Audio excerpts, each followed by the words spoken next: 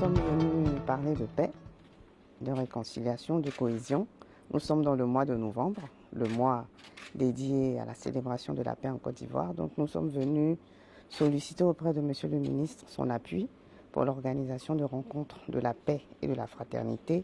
Nous rencontrons essentiellement avec des cadres et des élus politiques pour que les populations constatent que la décrispation de l'atmosphère sociopolitique doit passer par des actions de personnes politiques qui démontrent qu'au-delà des divergences politiques, donc il est possible de fraterniser. Et c'est cette attitude de fraternité-là qui pourra permettre à la Côte d'Ivoire d'atteindre la paix durable qu'elle recherche. Donc nous remercions le ministre qui a accepté de nous accompagner et qui, malgré son agenda chargé, viendra avec nous à Pricro le 26 novembre pour ces rencontres avec les jeunes, les femmes, sensibiliser, parler de paix, pour prévenir des nouveaux conflits et pour installer définitivement cette paix en Côte d'Ivoire. Le message, je pense qu'il est évident. Nous sommes dans le mois de la paix et c'est appelé à ce que nous travaillions tous pour la cohésion sociale.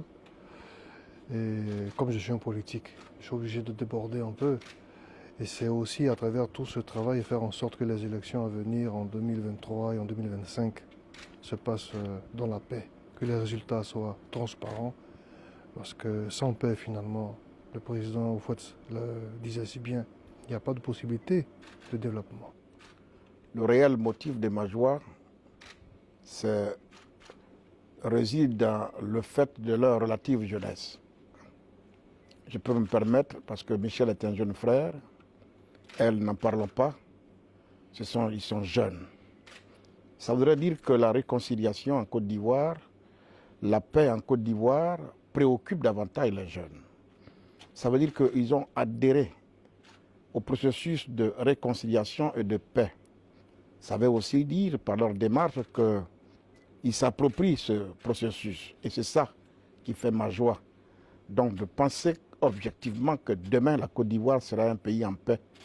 Parce que les jeunes, démontrent par leurs agissements au quotidien qu'ils sont préoccupés par la paix.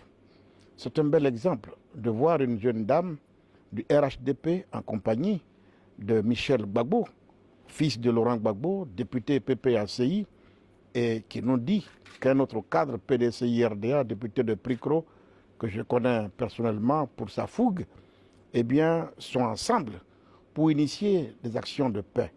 C'est ça qui me réjouit, c'est ça qui fait ma joie. Ça veut donc dire que ce pays-là, Oufoué s'est battu. Et avant de partir, il nous a dit qu'il nous laisse une seconde religion, la paix. Oufoué a pris son temps à regarder ce beau pays, comme les mosquées, les temples et même la basilique se côtoient. C'est une terre bénie de Dieu.